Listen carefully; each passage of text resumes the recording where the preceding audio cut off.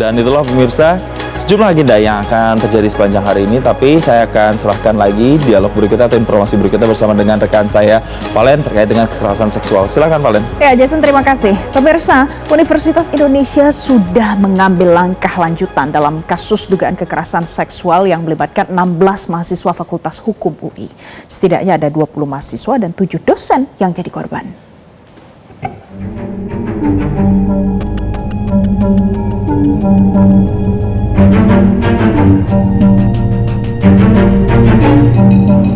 Universitas Indonesia telah menindak 16 mahasiswa Fakultas Hukum yang diduga melakukan kekerasan seksual verbal dengan menonaktifkan sementara status akademik mereka hingga 30 Mei 2026. Kebijakan ini diambil sebagai langkah lanjutan dalam memastikan proses pemeriksaan kasus dugaan kekerasan seksual berjalan secara optimal. Pada surat memo internal rencana tindak lanjut pemeriksaan dari Satuan Tugas Pencegahan dan Penanganan Kekerasan atau Satgas PPK UI per tanggal 15 April 2026, selama masa penonaktifan para mahasiswa terduga tidak diperkenankan mengikuti seluruh kegiatan pendidikan dan proses belajar mengajar.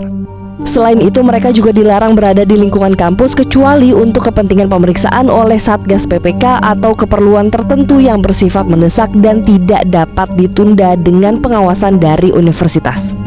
Universitas Indonesia juga membatasi ke-16 terduga pelaku itu dalam kegiatan organisasi kemahasiswaan. Kasus ini terkuak saat terbongkarnya isi percakapan sebuah grup chat yang melibatkan 16 mahasiswa Fakultas Hukum Universitas Indonesia melalui sebuah akun X @sampahfhui. Isi percakapannya berupa pelecehan dan objektifikasi terhadap perempuan mulai dari sesama mahasiswa bahkan sampai dosen di fakultas mereka sendiri. Setidaknya ada 20 mahasiswa dan 7 dosen yang menjadi korban. Di hadapan forum terbuka, para terduga pelaku menyampaikan permohonan maafnya pada Selasa malam. Namun amarah tidak terbendung dari peserta forum, terlebih ketika salah satu dosen terkejut saat ia mengetahui ada namanya yang disebut dalam percakapan grup itu. Forum itu kemudian diapresiasi oleh Ketua Komisi 3 DPR RI Habibur Rahman yang menurutnya mahasiswa bisa merespons dengan cepat dan tegas serta mempertanyakan secara langsung kepada para terduga pelaku terkait motifnya.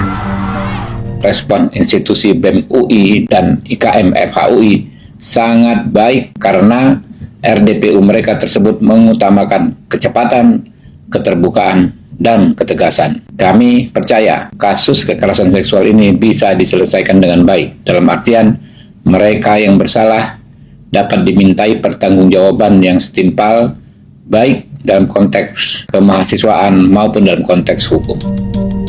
Kuasa hukum beberapa korban, Timotius Raja Guguk, kemarin menyatakan para korban masih merasa tidak aman akan kasus ini yang berkembang begitu masif.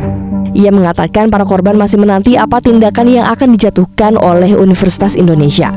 Selain itu, mereka juga akan mempertimbangkan upaya hukum lain seperti melapor ke kepolisian. Untuk saat ini dari beberapa korban yang saya dampingi akan berfokus untuk memaksimalkan apa yang dapat ditindak dari pihak universitas dan juga fakultas. Mungkin nantinya kami akan mempertimbangkan upaya hukum lain seperti laporan pidana di kepolisian.